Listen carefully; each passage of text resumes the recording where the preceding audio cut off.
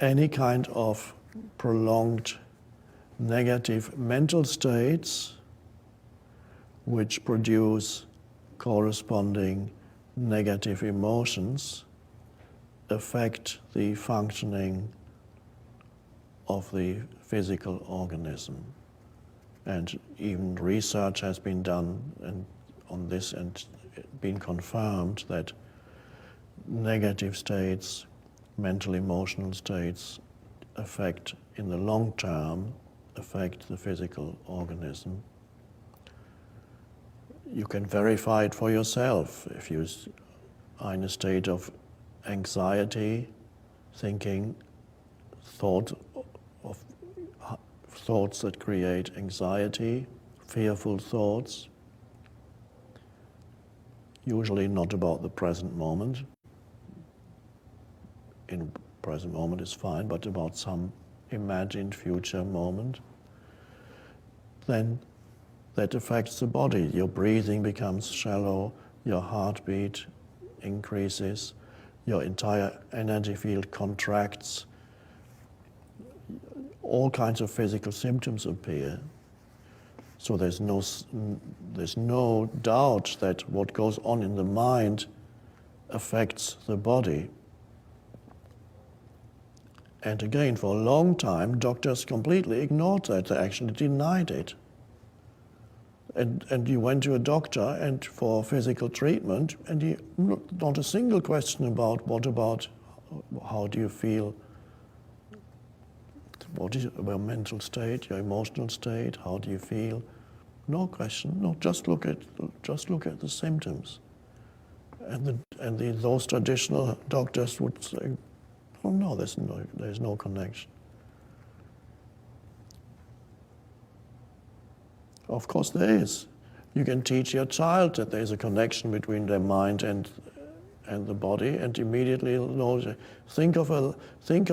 Imagine you're biting into a lemon. Close your eyes and imagine you're biting into a lemon and taste it.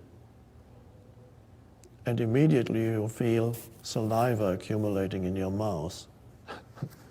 And there's no lemon. There was just the thought of a lemon. So the thought creates a physical response in the body. And it's just a tiny example. And then we have another thing that is totally, almost completely ignored by conventional mainstream medicine, the so-called placebo effect.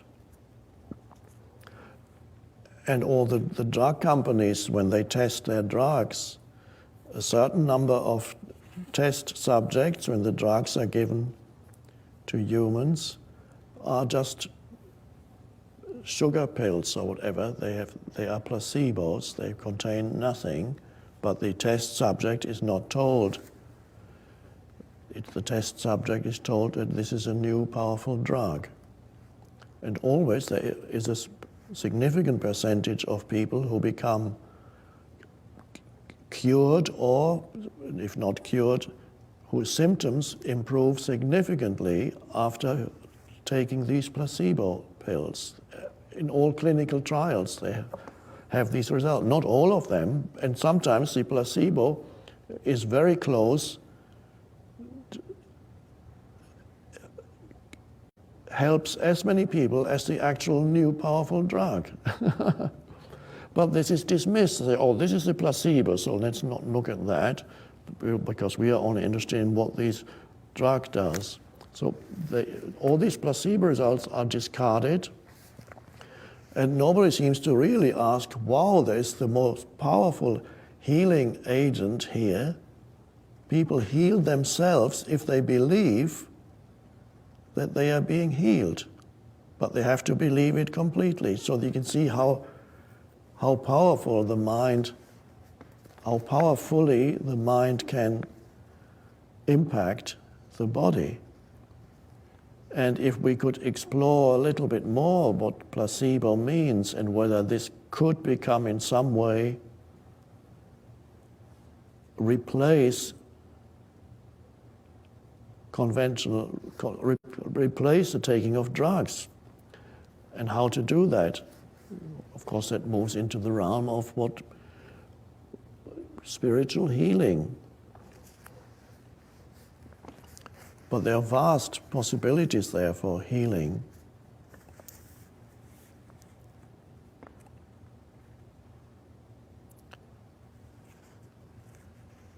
There are other factors that can bring about disease. Not all diseases are caused by mental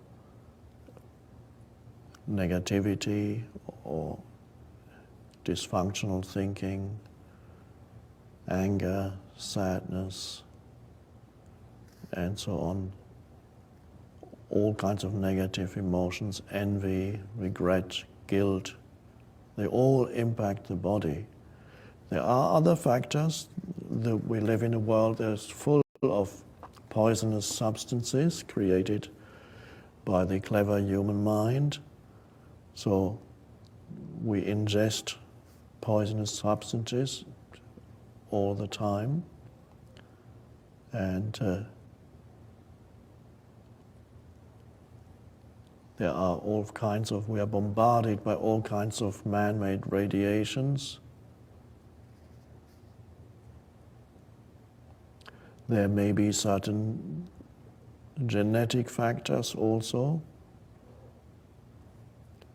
but the fact remains that there is a very strong correlation between how well the physical vehicle functions and how harmonious or disharmonious the mind operates.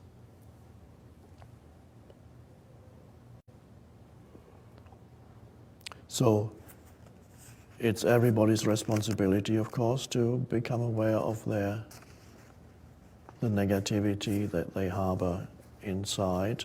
And of course, as part of this teaching is to recognize your identification with thinking, which creates those structures, and you step out of that. And many people will experience an improvement in their health